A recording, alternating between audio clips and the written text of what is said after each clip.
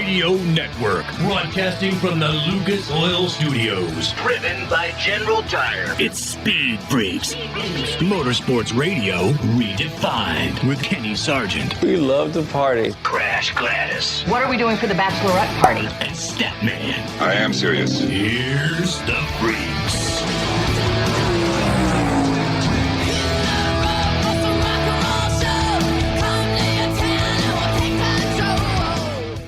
What's going on, Freak Nation? A very special Speed Freaks on a Sunday night for you. And to be honest, our daughter is on fall break. So as I tape this, we're getting set to go camping with 6 other families up in northern Arizona. It'll be fun. So we got a best of on the Freak Radio Network with our friends at Sports Map Radio. And then for the video portion of tonight, I thought I'd put together some of the most stellar interviews that we've had over the last, 6-8 months or so, maybe even longer than that. And it features really some big-time personalities in motorsports and in music. We kick off the show with Kevin Harvick, and according to Kevin Harvick, he was very angry at his son, and he showed some of that in his interview after his win this year. We'll get to that. It's some great insight, and he's also got some opinion on what Tony Stewart should do if he and Leah do end up starting a family. It's great, Kevin Harvick.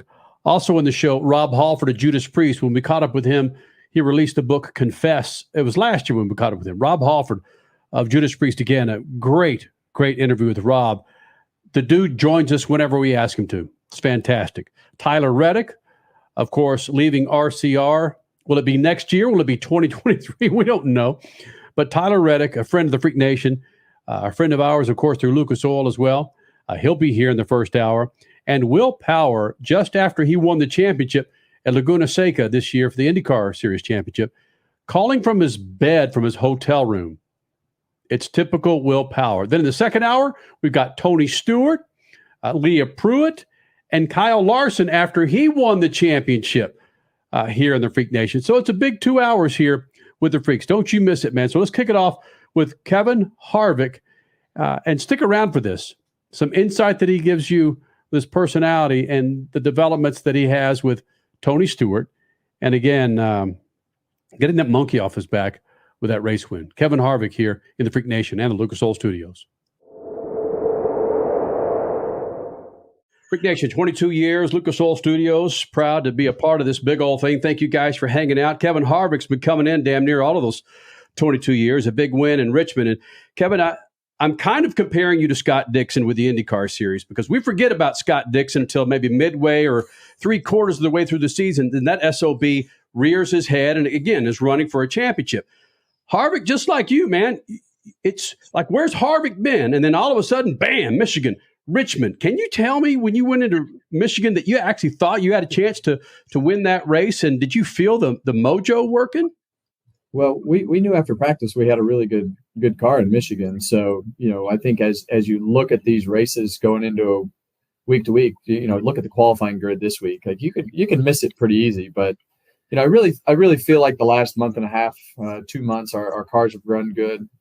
Really since Nashville, we've been in the mix. We've just had a slew of things that we've either screwed up or bad luck, but we've been progressing, and I think Scott, he's probably a lot like me. He's like, man, things are going pretty good, but I can get out of a lot of work if I just keep my mouth shut and don't give anybody anything to feed off of around here, and I can just go to the next race and communicate with my guys, and we'll just keep making our cars better, and then everybody can try to figure it out from there. You said something after the Michigan win along the lines of those who doubted us, they just don't know us. But I have a feeling you like it when people don't know you or your plan or the way you're figuring things out because it's perfect timing right now. Who cares if you made mistakes at the beginning of the season? Yeah. Right now is when you need to be good, and you guys got it. And that's what I think. I'm like, who cares? Like, I don't care what those people think. Like, I'm so concerned with what the people within our walls think. And if we think we're doing a good job and things are progressing, that's really the most important thing.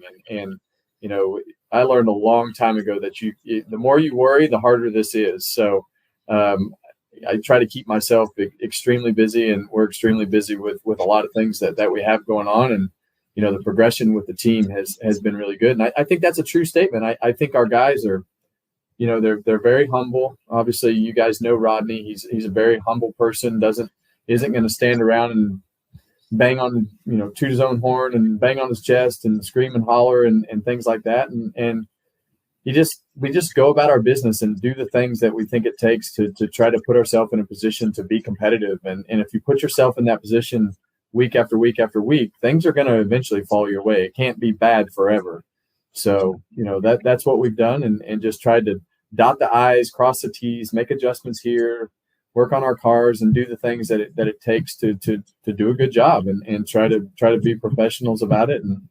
And heck, we've been here for a long time. You guys have been here as long as I have. So when you go to work, you try to surround yourself with the best possible people. And I have a great group of people around me that believes in each other, and nobody gets offended.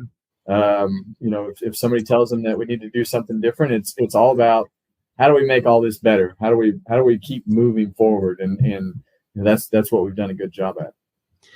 Kevin Harvick, winner at Michigan and now Richmond, 2 weeks in a row. Kevin, in stick and ball sports, we're always told to relax, let the game come to you. And it reminds me, looking at you at the end of the race today, is that what's happened with the race team, from you to the crew chief to the guys in the shop that we always hear about? Well, I think for me, I can't remember the last time I've ever entered a race that I didn't think we were going to win when it started. Even as bad as some of them have gone, like going into the day, I can't ever remember climbing in that race car and saying, man, we have no chance today. We are not going to win this race. It's always, well, you never know what's going to happen. You never know how this is going to play out. We might have a miracle today. And some of the days we've had, I think the last time I won here, we had a small miracle.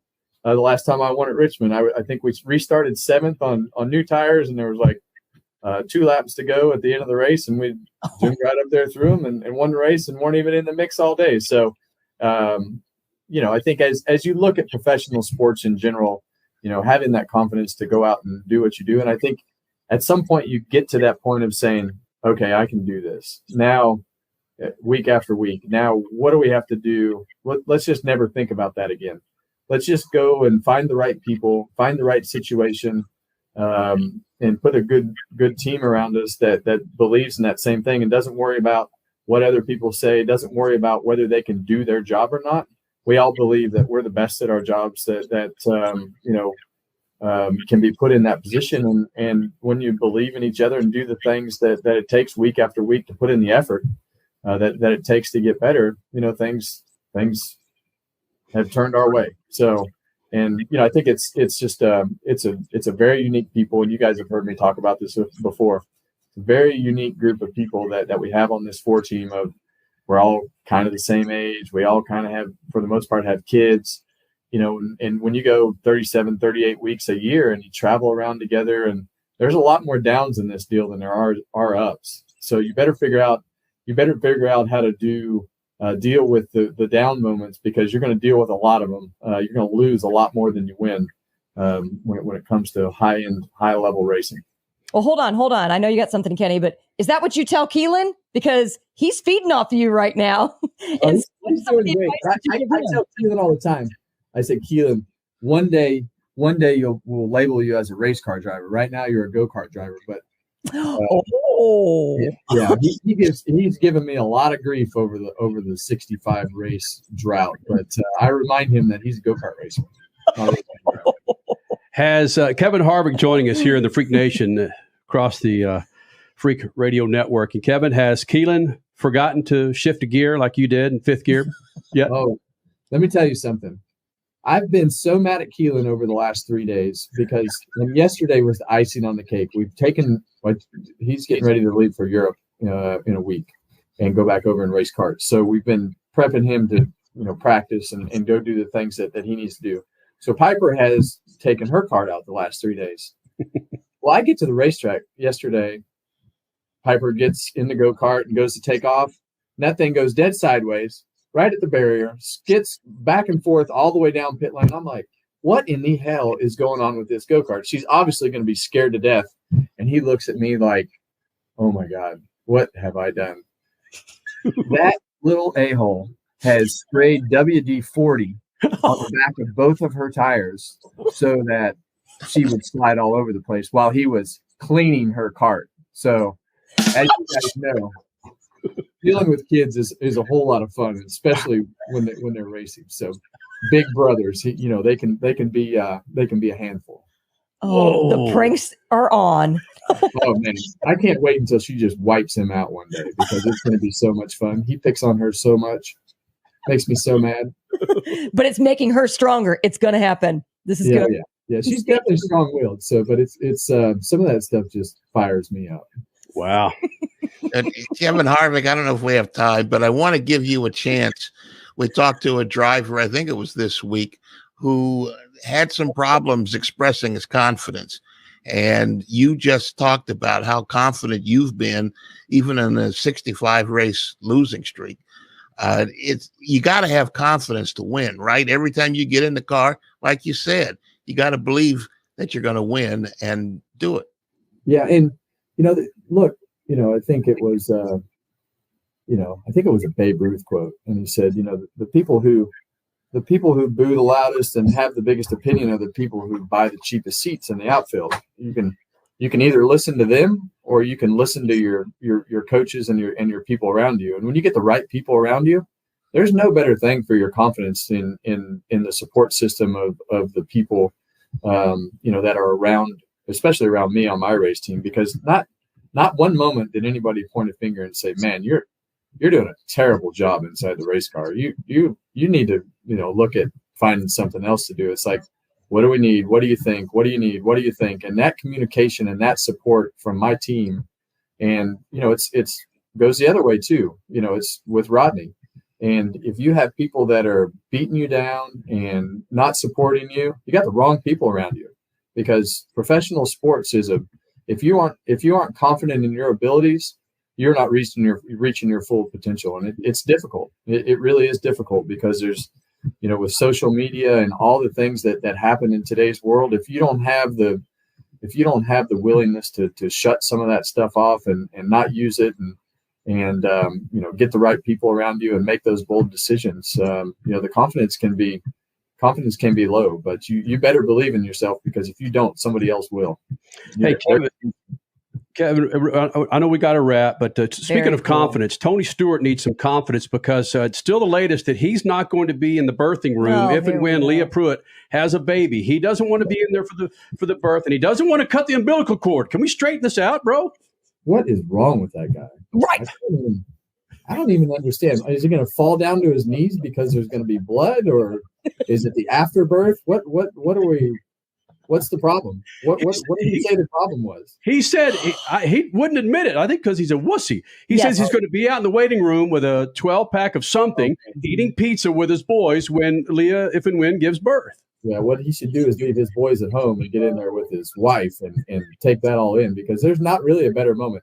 It's not pretty, but there's nothing better than for me, I was just watching. So, I think that there's probably, my wife would probably disagree in this particular moment. So I was like, I'll never forget it, because my wife, in the middle of giving birth, she's like, guys, I'm done. And the doctor, and it was just me and the doctor sitting there, and the doctor was like, she just looked at me and laughed. She's like, well, Elena, that's not really an option right now. So you need to continue to push. So I'll never, if not seeing that and experiencing that with your significant other is something that would be the biggest mistake that he ever made in his life. If he lets somebody tell him that that's what he needs to do, I'm going to have to hit him over the back of the head.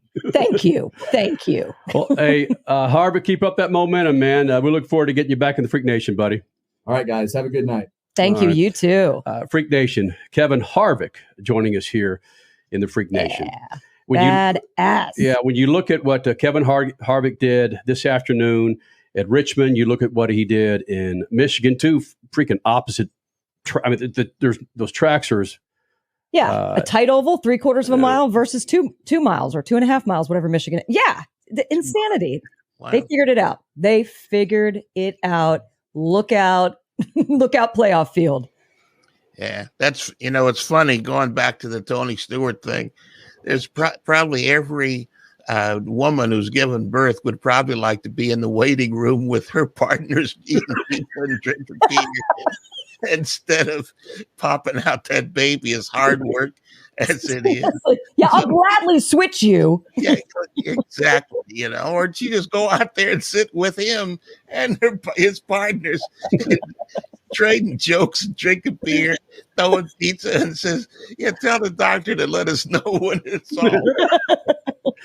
Yeah, Kevin Harvick's missed at fifth gear, almost losing races, but Tony Stewart, he will not be in the birthing room with Leah Pruett if and when they have baby. He will. Yeah, we need to start a campaign for that. Yeah. General Tire was born more than 100 years ago, right here in America.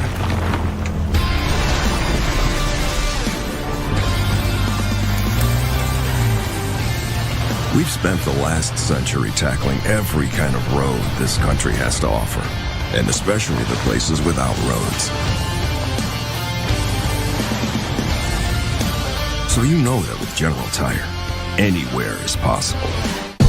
Hey, Freak Nation, did you hear? With the addition of MAV TV Plus to the MAV TV Motorsports Network, they've got their full live event broadcast schedule, a total of 226 live race broadcasts featuring the ARCA Menard Series, the Lucas Oil Late Model Dirt Series, Pro Pulling League, American Sprint Car Series, Pro Motocross, and the Lucas Oil Chili Bowl Nationals. MAV TV, the only television network dedicated to motorsports. Go to mavtv.com to get your motorsports fix 24/7, 365. Hey, Dad, what are you going to buy at the store today? I'm out of Lucas Oil fuel treatment, so let's jump in here and grab us some. Well, do they have the Lucas Oil Parts Cleaner and Degreaser? I bet they do. Well, how about the Lucas Oil Power Steering Fluid? They'll have that too. Even the Octane Booster? I won't be surprised if they do. My favorite red and tacky grease? Yes, they will, babe. Dad, when we're done, can we grab some candy? Deal, but you gotta share. Awesome! Lucas works. It's more than just a slogan. General Tire delivers for whatever you do. General Tire's Grabber X3 mud terrain tire offers aggressive styling and is engineered for durability with innovative performance features that are ready to carry you through extreme mud, dirt, and rock-covered terrain. For extreme traction that's ready for anything and rugged styling to match, look no further than the Grabber X3. General Tire delivers for whatever you do. Check out GeneralTire.com today. General Tire, aggressively styling the speed freaks since 2001. Time is more valuable today. There's less time to keep our vehicles looking their best. That's where Lucas Oil Slick Mist Speed Wax steps up. It's great for paint, chrome, glass, and vinyl. Lucas Oil Slick Mist simply mists on and then wipes off, leaving a new car shine every time. It's quick and easy and works on wet or dry surfaces. For a complete detail, there's also Slick Mist Interior or Slick Mist Tire and Trim Shine. Lucas Oil, it works.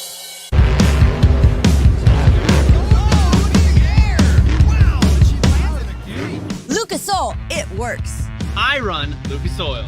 It doesn't matter if you're on the water, driving to work, or competing in a sold-out stadium. Lucas Oil products will help you get the most out of your vehicle. Monster Jam has run Lucas Oil in and on our trucks for over 10 years. We wouldn't run anything else. Lucas Oil, the official oil of Monster Jam. You're listening to Speed Freaks Motorsports Radio Redefined.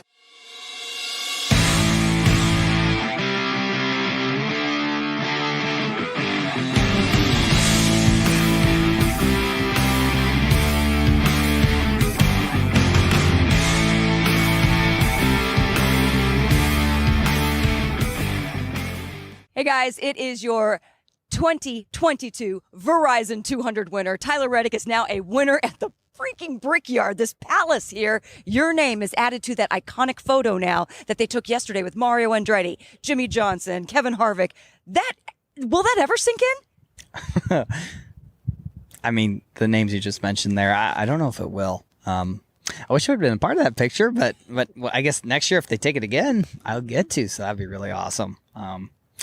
Surreal. It really is. We've worked really, really hard to be able to do this today, and it's just total team effort. We know what lies ahead of us as a group. We only have so much time left, and we really set out today and as we have the weeks following to really just go out and just give it everything. I mean, we got nothing to lose. We need to go out there and keep pushing as hard as we can, making our cars as fast as we can, and try and win these races. And it's really nice to be able to do that. Tyler, you mentioned that in the post-race press conference. You talked about how you're making the most of every moment because there is a drop-dead date. There's a hard end date with you and Richard Childress Racing and this team. And that fascinated me. I mean, the guys get that, don't they? Because now everybody realizes this is it. We got to maximize. Yeah, absolutely. And we're going to do that. I mean, we work really, really hard, but you know, as much as what's happened could be a negative, I like to look at it as a positive. You know, we're going to go out there and make the most of every opportunity. You know, we kind of didn't know when the end would be, right? You know, we had this we wanted to continue wrapping up to get better, and now we know when that last race is going to be, when that last opportunity is going to take place. And you know, we have 2 shots here to go into the postseason in the playoffs and put together good runs and hopefully make it to the championship round, make it far, so we can give RCR and all the people that work really, really hard opportunities at championships. How can you channel this energy that you have from 2 road courses onto more ovals now for, like you talked about, that championship set of rounds that we have coming up? I mean, what it comes down to is just execution, and you know, we did a really good job of that at Pocono. We had some things kind of go our way that we weren't anticipating and lost some track position due to some untimely cautions. But I mean, we ended up second, and me and Chase were almost crashing on the back straightaway, going from 1 to 2 on the last restart. And I didn't know I was racing for the win with him. And I mean, that would have been really crazy to have won, you know, 3 races in the span of time that we had, but we ended up finishing second. And you know, if we just keep putting ourselves in those positions, we'll find our ways to win races. Do you believe in momentum? I know some drivers just don't, but you seem to be on a momentum swing here. I wouldn't say it's momentum. It's just hard work and preparation, and the things that we're doing to win these races is a huge source of validation. The first win was like a huge sense of relief, but it was validation. But this second race is even more of just that validation that we're doing the right things, we're preparing the right way, and that we're going to continue to show up and be at these races at the end to win.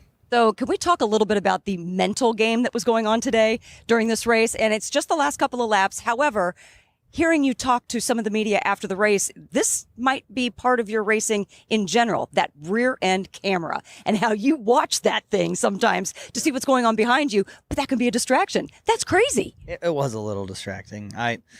There's sometimes I wish I could turn it off, and then sometimes I wish I would look at it more, but this was one of the occasions where I shouldn't have looked at as much as I was, but I could see the chaos that's happening behind me, and then I come out of turn 2, and I look over here. I'm like, oh, hey, Ross, he's joining the party. All right, well, what is Ross doing here? What do I got to do with him? And figuring out, you know, if I'm racing him or not. And then at the time I thought I was. So thankfully we were able to navigate past him and keep Austin behind us too. You wear a heart rate monitor. Do you have any idea if your heart was just pounding out of your chest right there? Oh, 100.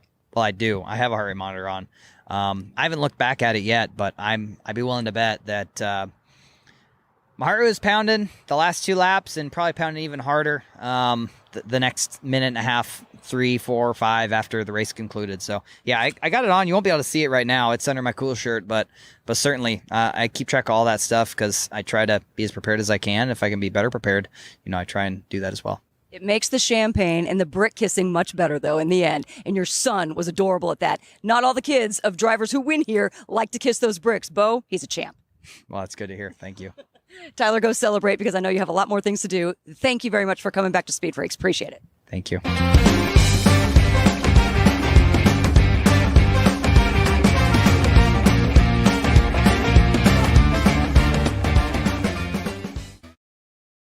Speed Freaks on a Sunday night from Lucas Oil Studios. Thank you, General Tires, for making this thing possible. Go to GeneralTire.com. That's GeneralTire.com to find the tire for your righteous ride, Freak Nation. Will Power's been coming in here for many, many years, many times in those 22 years. But my gosh, he joins us now as, again, your IndyCar Series champion. And I have watching you on video right now, Will Power. Where in the hell are you right now, buddy? Hello. You hear me? I'm at the hotel. No, I'm Where's Bo? Where's Liz? Where's the party? They left me. Oh. I got a little bit excited, and yeah, Liz said she's had enough. So it's a tremendous. Sorry, I just lying down on my bed. I've just finally got back to the hotel room, had a shower quickly, and just can relax for 1 second and think about the day and the weekend, which is pretty awesome. Will Power, your IndyCar Series champion, joining us here in the Freak Nation. And Will, looking at what your teammates were doing on the track, curious if whoever is in your ear at the time, are they, even if they're, if your teammates are within striking distance of you, is your spotter telling you where your teammates are and what they might do to you to either get you out of the way or to, again, pull ahead of you at all? Yeah, I do have a spotter. Was definitely aware that Joseph was closing, and I thought that, that was a pivotal time in the championship, a pivotal move.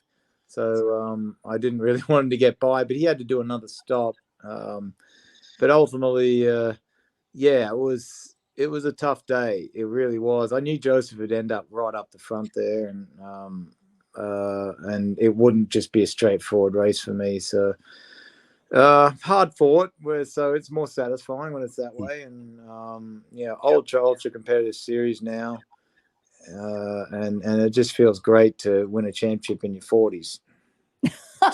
See, you can join the ranks of Elio Castroneves winning the 500 in his 40s and Tom Brady winning a championship in his 40s. Phil Mickelson. I mean, the 40s are the former 20s. I mean, you're in there with legends, Will. You need to put Will Legend Power in your name now. Yeah, I thought Will Power was enough. If you added legend, it would probably be a bit of an overkill. But yeah, no, it's great. It is. It's a great accomplishment, but I really was a lot less selfish this time. I really wanted to win it for my my engineer had been there forever, and we'd let a few go that I felt we should have had, and he works his backside off, and I've been with him since 2007, same guy. So all those poles, all those wins, the 2 championships have been with him, and been a great relationship. So I really wanted to not let him down. But the whole crew this year was so good. The team, the crew, the whole group, and it's more an absolute team effort. And I just more for them. But I mean, they did such a good job this year, and I feel great for them. Will, I want to touch on that unselfish statement that you just made, because the TV broadcast wanted to really go into that and how you allegedly worked a lot in the off season to really change your mentality of how you were going to approach this season. So did you do something in the off season? And if so, did you have to remind yourself of whatever you taught yourself in the off season, race weekend by race weekend? It was just, the shift was, and going in the first race, it was just had too many years of getting this big hole in the points, and it was just where I'm going long this year. I just kept saying it. So I'm playing the long game. Mm-hmm. I'm settling for second. I'm not necessarily going to try to force the issue, and just going for sort of top 5s, and that it paid off. That was my mentality, and that was my approach, and it was the right way to go. Awesome.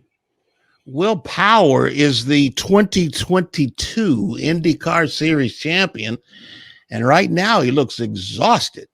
Man, you must be completely out. What is it, the race or the celebration after the race that has you completely done right now? No, I haven't had a chance to relax, actually. I haven't even eaten since the race. And I had like a tiny bit of beer. Like I'm literally a couple sips and it hits me, but because I don't drink. I don't like to drink, but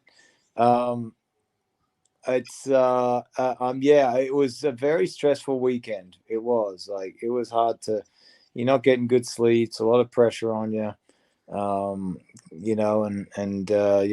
it'll hit me here real soon. It already is, but well worth it. well worth it. I kept telling myself, up at 3 a.m. thinking about the race. This is worth it. So if we win this championship, and I'm not going to get to do this for too much longer, so I got to enjoy it. Really, really enjoy the craft and the racing, and feel fortunate. A lot of gratitude for what I get to do and the people I have around me. So Will Power, a few races ago, Joseph Newgarden came into the Freak Nation and said that the captain slipped a little extra money in his pocket after a win. Did the captain slide a little thicker envelope to you when you got out of the car? Did he make it all worthwhile after the race?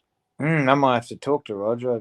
Yeah, I'm now hearing this that Newgarden got some cash, so I'm not real happy about that. But yeah, so this I'm gonna have to find out how much it is so we can read. 500. 500. 500,000. Yeah. Okay. Right, exactly. Yeah, it was right. It was right in that neighborhood. Yeah, right about that. Yeah. Well, no joke. He did win the three races on 3 different tracks. So he probably got the $1 million. Yeah. Yeah. You guys doing just fine. Let me tell you, just fine. Will Power's doing just fine. Come on. From his bed in his hotel room. If you're watching this on YouTube, Facebook Live, or if you're listening to us on one of our many affiliates, we've got your IndyCar Series champion, Will Power, here in the Freak Nation. I thought this was just audio and we were just looking at each other. Yeah, sorry. Yeah. I would have had a better backdrop. Yeah, see, there's the Will Power that we know. Yeah, I guess that the thought of the captain slipping a little extra money to your competitor, that woke you up a little bit, got you a little involved. I've eaten nothing and haven't slept all that well, and used it all up in the race, unfortunately.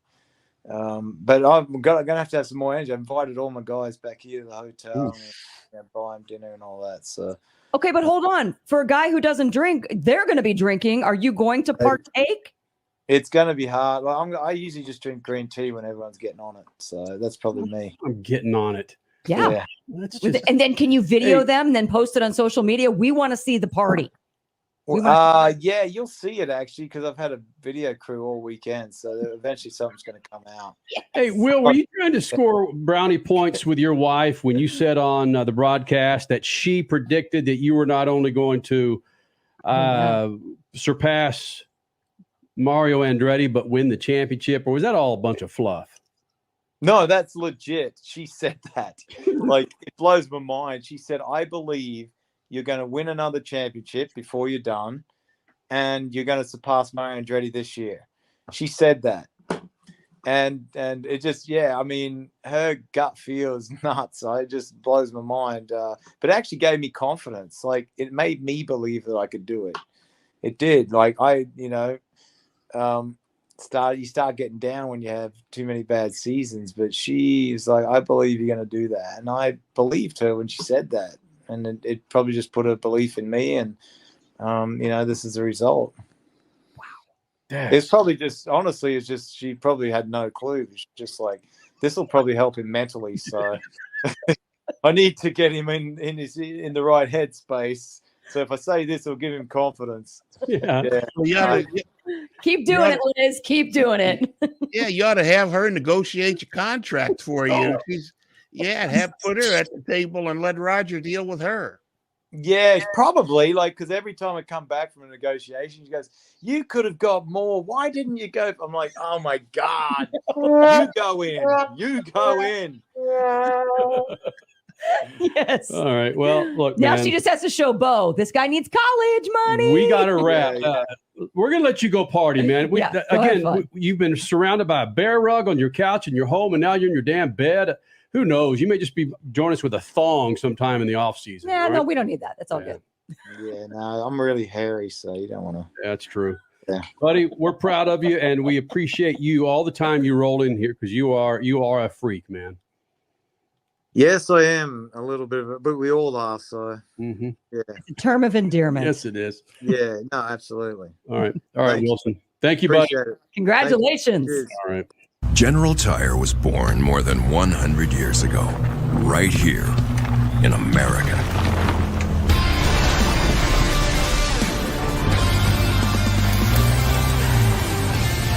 We've spent the last century tackling every kind of road this country has to offer, and especially the places without roads. So you know that with General Tire, anywhere is possible. Hey, Freak Nation, did you hear? With the addition of MAV TV Plus to the MAV TV Motorsports Network, they've got their full live event broadcast schedule, a total of 226 live race broadcasts featuring the ARCA Menard Series, the Lucas Oil Late Model Dirt Series, Pro Pulling League, American Sprint Car Series, Pro Motocross, and the Lucas Oil Chili Bowl Nationals. MAV TV, the only television network dedicated to motorsports. Go to mavtv.com to get your motorsports fix 24/7, 365. Hey, Dad, what are you going to buy at the store today? I'm out of Lucas Oil fuel treatment, so let's jump in here and grab us some. Well, do they have the Lucas Oil Parts Cleaner and Degreaser? I bet they do. Well, how about the Lucas Oil Power Steering Fluid? You know, they'll have that too. Even the Octane Booster? I won't be surprised if they do. My favorite red and tacky grease? Yes, they will, babe. Dad, when we're done, can we grab some candy? Deal, but you gotta share. Awesome! Lucas works. It's more than just a slogan. General Tire delivers for whatever you do. General Tire's Grabber X3 mud terrain tire offers aggressive styling and is engineered for durability with innovative performance features that are ready to carry you through extreme mud, dirt, and rock-covered terrain. For extreme traction that's ready for anything and rugged styling to match, look no further than the Grabber X3. General Tire delivers for whatever you do. Check out GeneralTire.com today. General Tire, aggressively styling the speed freaks since 2001. Time is more valuable today. There's less time to keep our vehicles looking their best. That's where Lucas Oil Slick Mist Speed Wax steps up. It's great for paint, chrome, glass, and vinyl. Lucas Oil Slick Mist simply mists on and then wipes off, leaving a new car shine every time. It's quick and easy and works on wet or dry surfaces. For a complete detail, there's also Slick Mist Interior or Slick Mist Tire and Trim Shine. Lucas Oil, it works.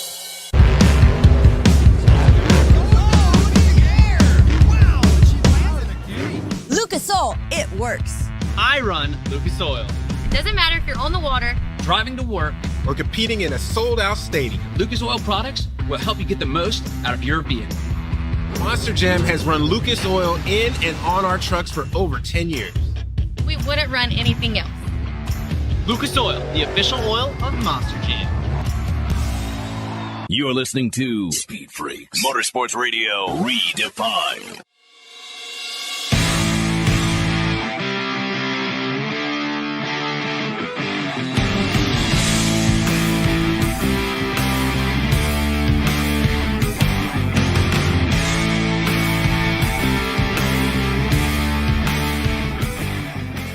I love that beard. When I grow up, I want to get a beard just like that. Hey, never grow up, right? That's my number one philosophy in life. Never grow up. Always be a kid inside, especially in sports. You know, yes. I loved watching the. I had a mad day yesterday, but I caught a bit of the World Series game. And when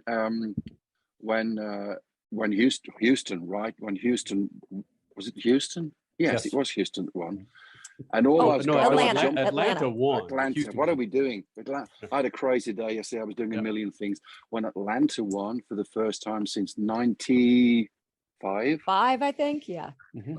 And all the guys are running around and jumping up and down like kids, because that's the great thing about sport. You know, that inner child is such an important part of this great life that we live. And it's the same being a musician. Yes. 50 years of Judas Priest, and I'm still a big kid inside. I still get the biggest rush when I run out on stage with the rest of the guys and we start to play. We're playing, kids play, and it's a blessing. It's an absolute blessing.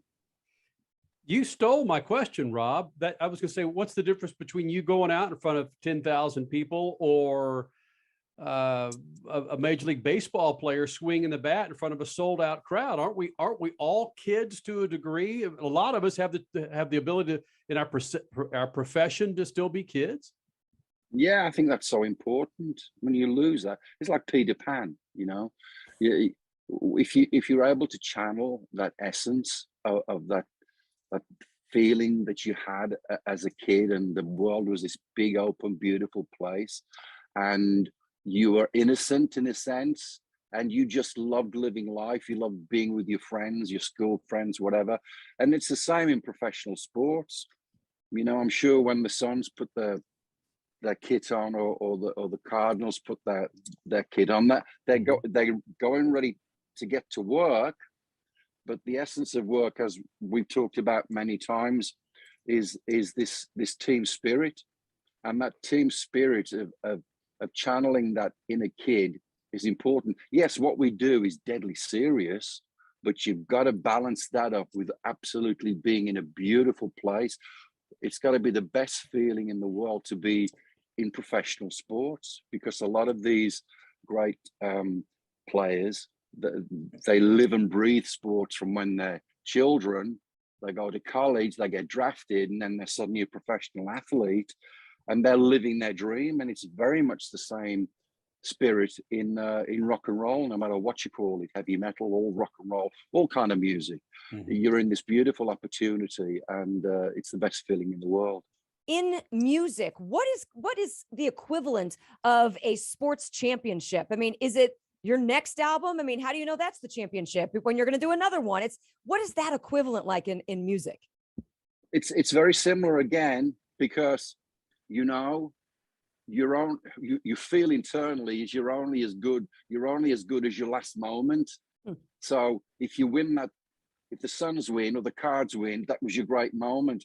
Yeah, maybe the next one you may be in a different place, but you are living from the moment of creativity, and again, we change, don't we? We change in this exercise of making music and making the record.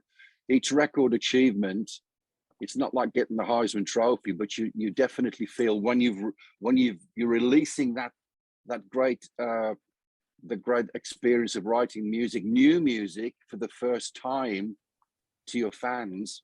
It's a win. You feel like a win, you know, and again, that's part of the drive and the motivation behind a lot of musicians. You know, let's take kind of your whole life a little bit full circle as we go from your book Confess to now these cocktail books that we have on the table, the 50 years of Judas Priest. And you had the release of Turbo, and you said, I believe it was in Confess, that it wasn't necessarily your best work. That I guess tying it back into a championship, it wasn't necessarily your championship, even though there's some badass tunes on there. But did that come to Jesus meeting with you and your body and your cleanliness, did that help you to make your championship even better? Cleanliness and Rob Halford. Isn't she amazing? Isn't she amazing? Well, you know, again, it's like a season. In sports, some of your seasons are not as strong as some of the others, but they're all important. They're all important. They're all valuable. They're all valuable. You always gain knowledge and experience from a loss, no matter what that might be in life. You pull from that. You learn from it. Did we not get to the place because of something that I did? Did we not get to the place because the team didn't really balance and coalesce? All of these great things are equally immersed in music. So this Turbo record, which has now become beloved, because are you going to play Turbo Lover tonight? Because we want to sing I'm Your Turbo. It's great. And here's the thing, again, from your fans' perspective, because we're nothing without our fans. And I'm a rabid sports fan like you guys are, and I'm a rabid music fan like you guys are. And sometimes, is that the record I wanted? Not really. Is that the song I wanted? Not really. But I'm going to stick with you. I'm going to stay with you. And that's another metaphor for sports and music. If your team isn't doing so good, you don't leave them. You stick with them. We're in this together, you know. Win or lose, we're in this together. And so a record like Turbo now has kind of pushed its way from the back to the front of the spotlight, and everybody loves that Turbo moment.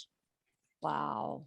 Yeah, Rob Halford, I'm going to channel my inner Dwayne Thomas now. Kenny knows who that is. Holy smokes. And He mentioned that during the Super Bowl. He was a football player here for the Dallas Cowboys. He mentioned during the Super Bowl, if it's such a great game, why are they going to have one again next year? And I have always wondered about people like you, Judas Priest, are on the stage and people are going bananas. And you're having this massive concert and everything is going wonderful and you're laying it on the line and the music has never been so good. And then you got to turn around and do it tomorrow. Is that ever difficult? No, and I tell you why it isn't that, man. It's because two performances are never the same. Two football games are never the same. A team that's gone to the Super Bowl and wins and then gets a chance to go to the Super Bowl again and maybe wins again. The purity of it is that, okay, there's all these guys dressed in their kit and there's your team and my team and we're running through the plays and everything else. It's always a little bit different. There's always a new experience coming from the moment. And so it's the same, you get a Grammy. That's just a pinnacle in the music world. You win a Grammy. It's such a feeling of motivation. It's success, it's motivation, it's satisfaction. And you love that. You love that. You can never replicate it 2 times over. So if you win multiple NBA championships, if you win multiple Super Bowls, they're always a little bit different. And I think that's part of the drive. You can never stop winning. That's the thing. If you can never stop winning. Is some of that answer sounds like it might be in my next question here. When you started off with Judas Priest and 50 years ago, and you guys are touring and so forth, did you ever think that you'd still be banging around on a stage and laying out music and putting people in the aisles with what they're hearing? You know, it's a beautiful feeling because, you know, most 70-year-old guys are on the golf course or they're on the beach in Florida. It's a privilege. It really is a beautiful place to be at. And again, with success comes, you've got to accept responsibility, and you have to be prepared to give back. You've put a lot of work into what you've done, but again, it's a team spirit. And so this opportunity to keep giving back, whether it's making another record, making another show, the people that have given you this life in music, they deserve that respect. They deserve that opportunity to see you as many times as you're able to do it at the level of performance that's important. Because again, you know, how long do you know you're going to be in the game for? How long does Tom Brady know he's going to be in the game for? You know, you do it as long as you can do the job well. That's another important factor. But no, Statman, you know, if you'd have said, hey, Rob, at 70, you're going to be making another Judas Priest record, you're going to be back out on the road, touring the world again, I'd have probably given you a smile and maybe a wink, because I love this life. Like sports personalities, we love this life. You know, when I watch Charles and Shaq on their NBA show, and you can see they don't want to let it go. They can't. They can be on the court mentally. They can watch this great game happening. But it's a beautiful thing. You never want to let it go. And as I said, as long as you can do the job, and you can do the job well, then, you know, take it as it comes. Live every day to the full and get as much out of it as you can. Hold on, let's expand just a little bit on that with Charles and Shaq. If you were to follow any group touring, but you were to do the backstage show, who would you be on stage with giving commentary for the show? Not from Priest, somebody else. You mean commentary for another band? Yeah. I know some. Yeah, that's she's got all these great questions today.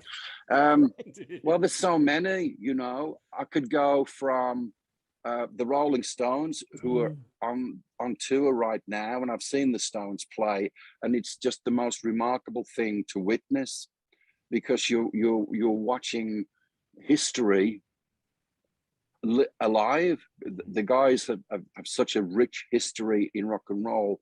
The great things that they've achieved and they're doing now at their time of life is just incredible, and it's amazing. And so that would be something I'd be on the mic for. And now Mick's moving to the left, and he's moving up to Keith. And are they going to come to blows, or are they going to blow each other a kiss? I don't know. So all that kind of stuff. So the Stones would be there, obviously. More intense bands like my friends from Slipknot, who put on a really heavy, intense, aggressive performance. They're great. They're great guys to watch. And then you get the wonderful, beautiful expressionism of Lady Gaga, because her shows in themselves are just an amazing experience of not only music but art, fashion and dance moves and everything like that. It's an endless opportunity. All musicians, all artists are very much like teams from different leagues doing different types of things. We're all doing the same, but we're all doing it differently. And that's the other attraction to music. We have a lot of friends in heavy metal who have carved their own niche and their own originality. Much like great sports players develop a certain move. LeBron develops a certain move that only he could do. Jordan could only do the jump, all this kind of stuff. Mm-hmm. It's magical. And a lot of that happens the same way in music. But Rob Halford, I looked at the notes on this thing. You got 13, 13 unreleased CDs? You're right. Dude, you must live in a studio. 13, that's like 100 songs that haven't been released yet.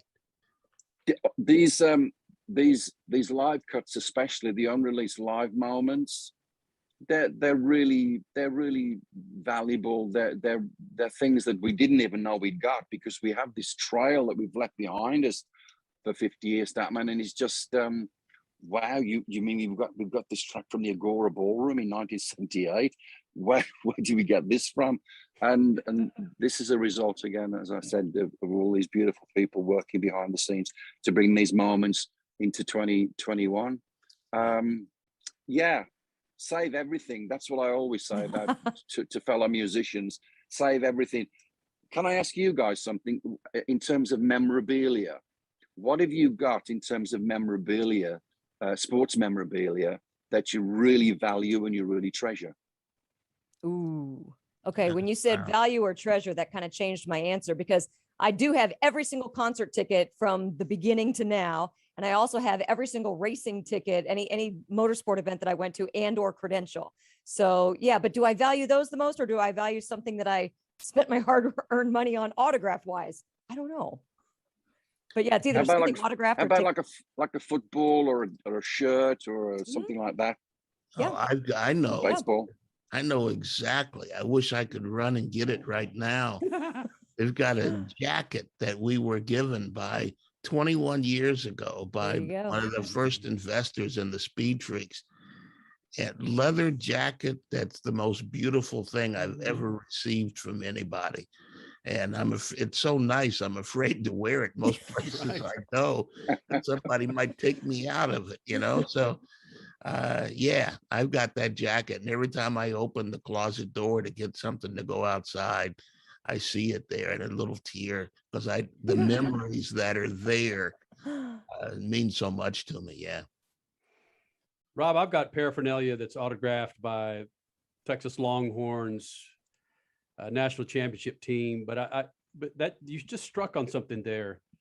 I've got the ticket stub that I witnessed the first time the Dallas Mavericks beat the Boston Celtics in Reunion Arena with my dad, who was a huge Celtics fan. And Larry Bird was on his ass half the time, knocking down threes. And it was an incredible game. But the fact that I was there with my dad and he was watching me get excited, and I was excited that he was excited for the Mavericks and not cheering for the Celtics, just having that ticket stub really has no meaning other than, spending a winning moment with my dad, whose legendary team got their ass handed to him by the Mavericks. That's my go-to right now. That's beautiful, Kenny. And I'll tell you why because you brought your dad into that question. Yeah. Because, so many of us have memories as kids of going with her dad. My dad used to take me to see my local football team, the Saddlers in Walsall, and those memories. Look at Kenny. Kenny's living that moment now. He's thinking about his dad. You know, that's just a beautiful memory, and it's related to your passion in sports. So yeah, that's great. What would bring a tear, though? What would bring a tear to your eye? Like Statman just alluded to, is this thing, seeing that jacket. And I know we don't have much time left, but what would bring a tear to Rob Halford's eye? Well, this is going to sound a little bit strange, because you know me, I'm a strange guy. But it's strangeness in the purest sense, and it's love in one of the purest senses. When Lemmy passed away, and I had this beautiful opportunity to speak at his memorial, we had a great get together. All of us musicians from all over the world. We met in Hollywood, and we talked about Lemmy and his great life and the things that he's left us. And then not too far back, I get something in the mail from the Lemmy people, Lemmy's office, his manager and everybody still worked tirelessly to keep his name with us, as it always will be. They sent me, I wish I could run out and get it. It's a bullet. It's a bullet with some of Lemmy's ashes inside of it. Wow. Oh, wow. Now, okay, everybody's going, a bullet, Lemmy's ashes. This is nuts. This is the kind of thing that Lemmy would have loved to have done, you know? And whatever you choose, however you choose to interpret what I've just said, that's entirely up to you. But to be even thought of, to be brought into this small circle of friends where you actually own a little bit of Lemmy's ashes and you wear it around your neck on a pendant, and he's close to your heart in the truest sense, in the terms of his mortal remains. That's just mind-blowingly powerful. Yeah.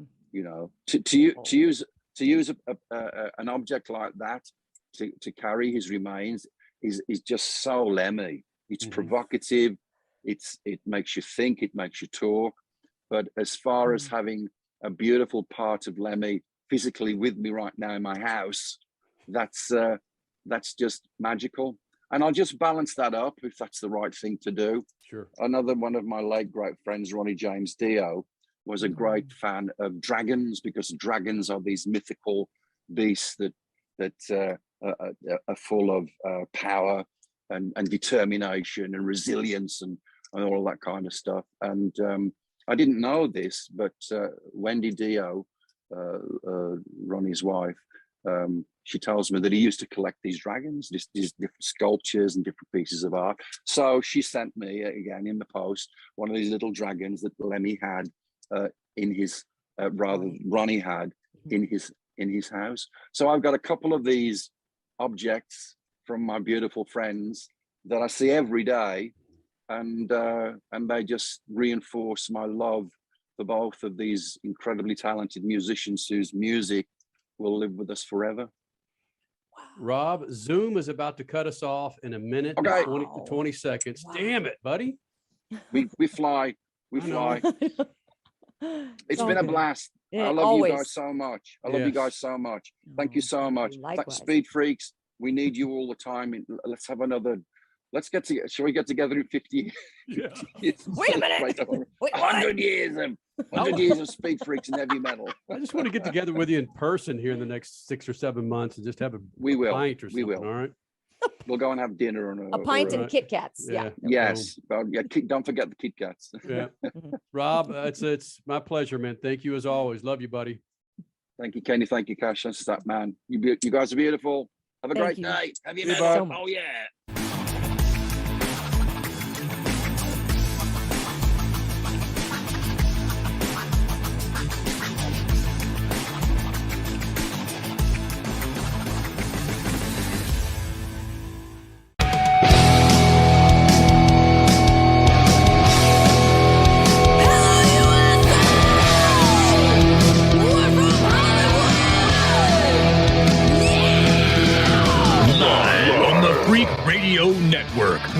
Broadcasting from the Lucas Oil Studios. Driven by General Tire. It's Speed Freaks. Motorsports Radio redefined with Kenny Sargent. We love to party. Crash Gladys. What are we doing for the bachelorette party? And Statman. I am serious. Here's the Freaks.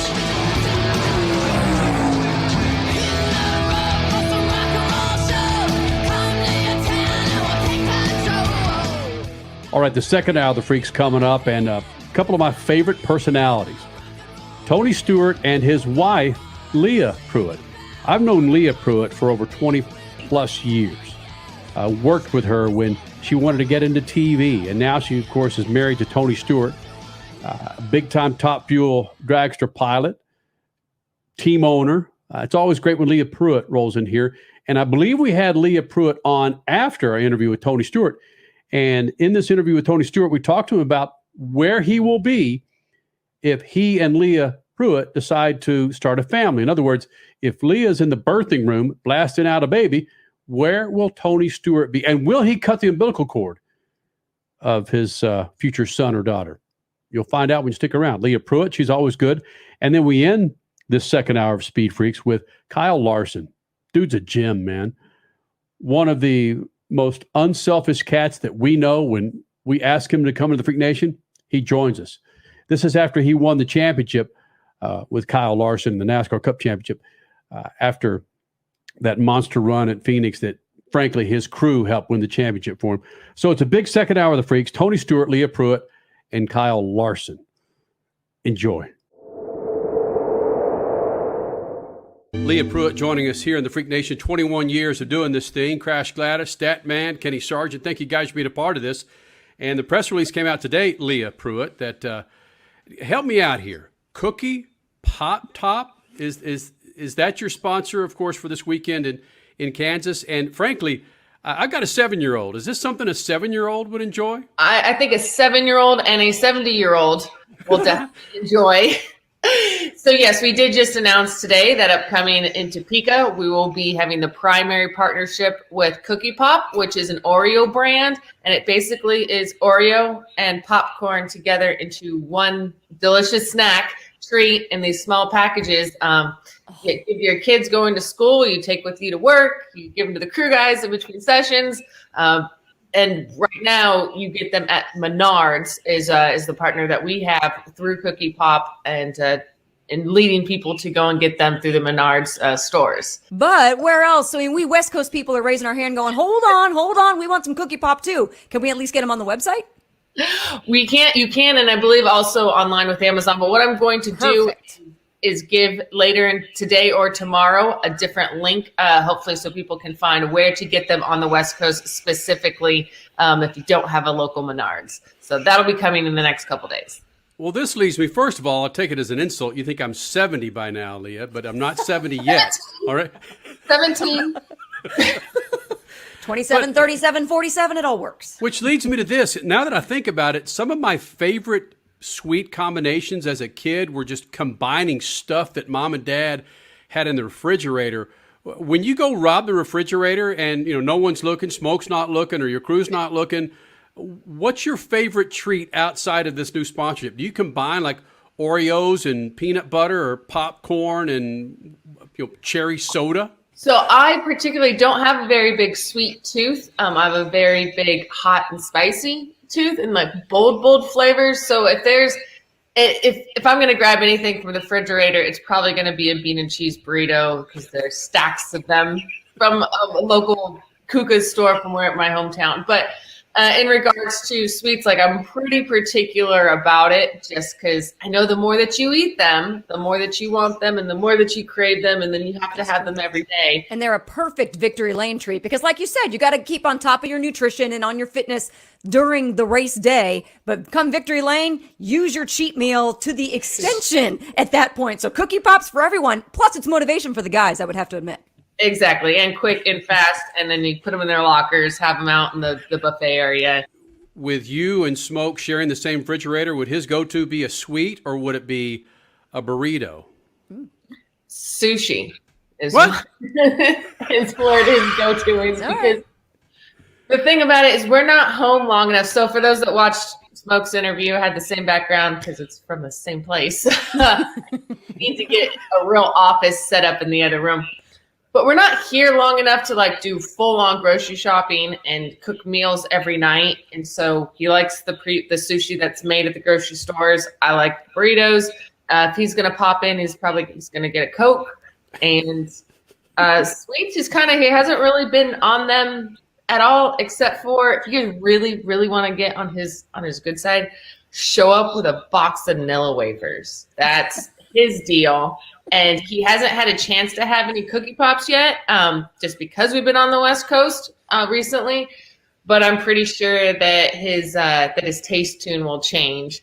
But this also I think the first race will be that he's not attending of mine this upcoming weekend. He's got NASCAR and Indy, and there's Knoxville during the week. So this is it's a pretty new week in a lot of different ways for us. Okay, so basically then because all race car drivers have superstitions, you've already had your win for this year, your first win, I should say, for this year. So if you win again in Topeka, which we are hoping that you will, it's not like it's going to be a superstitious thing of, oh, Tony's got to stay away for all the races now, because you've already got that taken care of. So yay for that. Appreciate that. And we would joke, we're like, Tony, I promise, like we do win. I mean, back in 2017 and 18, we were winning 5-7 races and constantly in the finals, and had a very well-oiled machine. And, we have had some struggles in the last year and a half, and that's where Tony's been in play. So going to the events, he did say, he has had the most fun that he's ever had racing in the last 2 weekends from Sonoma and Pomona with us. And I said, well, of course, because we're winning. But he does play a part mixing fuel, working with Scott on the car and the team. And I'm like, see, nitro is very addicting. I get he doesn't have to say it. You can just read it on his face. But it's been a very enjoyable experience. And to be through the kind of the lows that we've had in the recent months and our struggles, he's been a very strong supporter in that. My team has maintained great fundamentals of morale and just the work and the parts and like the relentlessness. And it's been really awesome to show kind of what the true heartbeat of my team is like in front of Tony with him, and then finally grab a Wally, and for him to be there was really cool. Well, that's where I was going to go with you regarding Topeka. Who's going to handle your fuel? How is this going to maybe upset the camaraderie that you've really developed over the last couple of races? Honestly, I'm going to kick it into the highest gear that I've been in 2018. So we are running both factory stock showdown and top fuel in Topeka. And since Tony's been a part of the program and the team, he's handled fuel, and especially when I'm running both cars. But my team is very, very capable, and we will definitely get it done. But it's like, so how does that interrupt, right? How does that change the team? Well, if one person is attending to fuel, and that's going to take 30, 40 minutes per rotation session, you take that one person that was helping you and you remove them, that's one crew guy that needs to now attend to fuel, which is going to take 30 minutes away from helping, like say with Tim in the supercharger program. Or if we have an issue and we need to swap blocks, or if we need to make a decision, that one person is now fragmented back into the fuel sector. So it's more of a diligent job and more mechanical. And once you learn how to do it. So for us, we'll just be kind of reorganizing and shifting and getting it done like we had done before. And definitely very confident that wins are around the corner. But I've never had a win in factory stock and top fuel on the same day. So in the last 3 races, we went to the final in factory stock in Denver, went to the final in fuel, and then finally got the win. So in 2 different categories in 3 weekends, we've been in the finals. It is time to show out in Topeka and grab a doubleheader win. That would be, doesn't really get much bigger than that than a championship for me. Leah Pruett joining us here, Speed Freaks, Sunday nights, heck, every day now. Thanks to COVID, we've got videos everywhere. But explain, we've had a conversation, whether it was Ron Capps or ARCA driver Corey Heim or IndyCar driver Marcus Ericsson. We've had this nutrition conversation a lot recently, probably because it's been so freaking hot around the country in every form of motorsports, in every sport. NFL training camps. But explain then just how difficult it is, not just to drive one car all the way to the finals in NHRA, but 2. You bouncing back and forth, plus your mental mindset, along the way. It's just explain to people how you balance all of that. It's definitely trial by error and finding out what your body needs. And the most consistent thing across the board is hydration. And I know everybody talks about it and it just goes in through one ear and out the other because people get sick at the track. But for me, it's about days in advance preparation. Before Denver, I had actually, not afraid to admit it, I was like, what is the best way for me to prepare for this double hitter in Denver and not get altitude sickness? So I went and I had a hydration IV on Tuesday on my way to the airport just to give my body as much nutrients and B12 and all of the things that I could get. So taking care of your body, your sleep as we get older. I used to have that go in my ear and out the other. I wear the Oura Ring to be able to track my sleep and my patterns. And, I've gone through some different health situations that have changed my diet. Hashimoto's disease is what I actually just got diagnosed with. And there's a lot of different things that you do that change your diet, from gluten-free to all these things that you didn't really know that you needed to do before. And ultimately we still have to perform like we are world champion athletes, and we are. So it's no different. Getting your hydration, eating well, getting your sleep. And as I've gotten older, I found out that that's what my body needs. So welcome to the old club. General Tire was born more than 100 years ago, right here in America.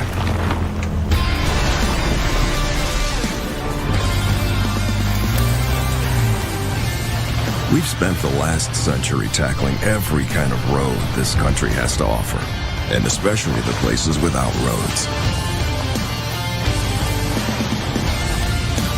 So you know that with General Tire, anywhere is possible.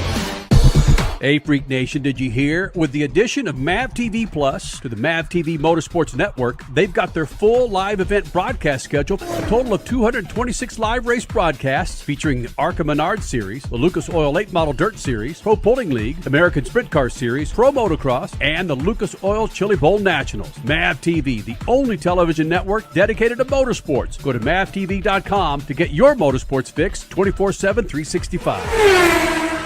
Hey, Dad, what are you going to buy at the store today? I'm out of Lucas Oil fuel treatment, so let's jump in here and grab us some. Well, do they have the Lucas Oil Parts Cleaner and Degreaser? I bet they do. Well, how about the Lucas Oil Power Steering Fluid? They'll have that too. Even the Octane Booster? I won't be surprised if they do. My favorite red and tacky grease?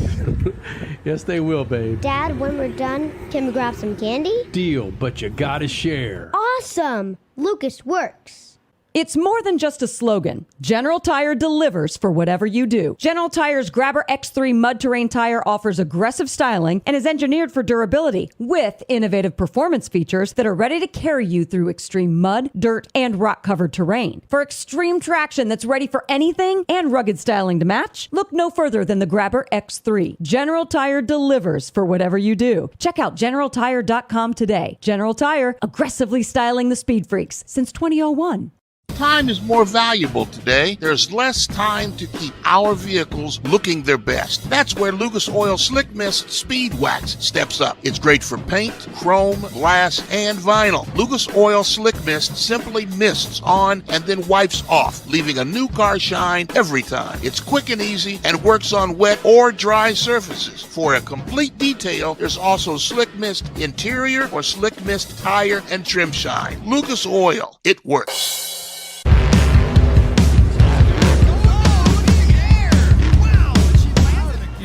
Lucas Oil, it works. I run Lucas Oil. It doesn't matter if you're on the water, Driving to work, or competing in a sold-out stadium. Lucas Oil products will help you get the most out of your vehicle. Monster Jam has run Lucas Oil in and on our trucks for over 10 years. we wouldn't run anything else. Lucas Oil, the official oil of Monster Jam. You're listening to Speed Freaks Motorsports Radio Redefined.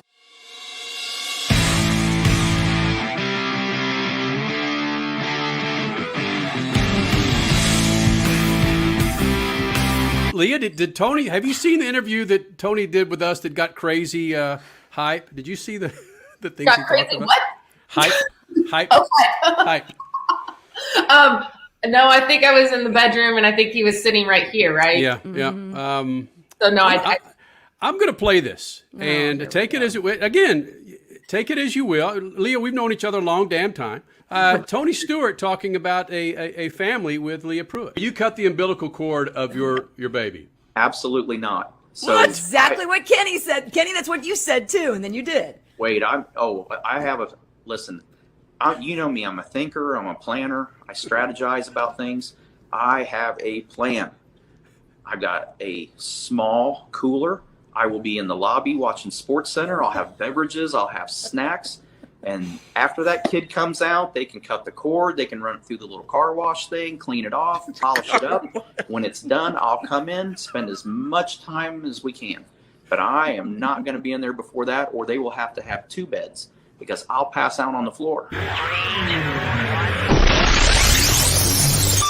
Mm-hmm. Mm-hmm. I think he just likes to hear himself say those things. Yes. Yep. It sounds actually that I've heard him say all of those lines together before, whether we're at restaurants with friends or on the boat, or if we're fortunate enough to have a family someday and he's able to stick to that program, I'll be very impressed. Either way, though, I mean, he is definitely a man of his word and of high integrity. And if he doesn't want to be in there, what was it? We had a bet going the other day, and it was, I forgot exactly what it was. I was like, but for every time you do that, you were going to have to change a diaper because his dad never changed diapers. He's never changing a diaper. And I'm like, why would I fight this fight right now? That is years on down the road. That's what's called worrying, and we don't need to do that. I think someday he'd be an incredible father because he's a 14-year-old person right now. And someday they'd be in motorsports. But I have to say this for people that are thinking this is happening now. Yeah, right. No. We have a lot to accomplish within motorsports and in careers. And I hope to someday, if I have kids, and be able to come back. So that would be somewhat of a plan. But for now, kind of back into the racing world. How has your relationship changed with Don Schumacher from the point of you signing with him to where you are now? That's a great question. He is maintained to be a very strong figure and a very large supporter of whatever it takes to win. And by win, not just races, but championships. My relationship with Don actually began in 2008 when Gary Scelzi was looking to retire, and Don and Dodge and Oakley at the time were looking to have somebody come in after Gary Scelzi, and that's where I came into conversation and got to run in Gary's car at preseason testing or pre-Indy testing 2009. It has changed for the better because we understand each other in ways that we didn't before. For instance, he didn't really like my flat bills in 2016 when I came in. I should probably wear, a little bit more lace or some, you have a female driver, so maybe you want a more female looking presentation. And so we just had very rare, real candid conversations of, well, not everybody looks alike. And this is me, this is who you hired, which was also Papa John's coming on board, and Fire Raid, which I had partnership with, that was what brought me to Don Schumacher in 2016. He brought Mopar over. But that is what I think one of the strongest things about our relationship is social media wasn't a very huge factor for analysis with partners in 2016, 2017, but that was a direction that I was already on and heavily influencing and caring about the Schumacher brand, my brand as a driver, because it doesn't matter how partners come in, whether they love hospitality, they love the customer and fan engagement, or they like branding on the car, or if it's sweet stuff, or if it's TV exposure, or if it's social exposure that happens through all the different channels. Like there's the earned media value somewhere along the way. And so I really had a head start on education in social media, and he it took a little while, till 2018 or 2019 for him to realize, all right, the value that's there and why other DSR drivers need to invest in themselves for things to get going. I mean, I have my own employee that helps me with social during the races. I hire photographers outside of DSR. I spend a True Speed Communications, which is a PR firm that Tony Stewart owns, that I'm a client of theirs, and pay them to help me manage the partners that I have. And then DSR does a great job managing the partners that they have, and they all work together. But to think that it is a one-person band is not realistic. And so to go back to the conversation between Don and I've learned how true professional race teams are ran, from DSM to DSR. And I think what he's learned from me is, the value of social media and how everybody could work together. Because at the end of the day, for us, it's about winning races and making sure that our brands and our partners are satisfied with their buy, because our competition is the TV, linear, and traditional media buy. So that's kind of the world I live in when I'm not at the racetrack.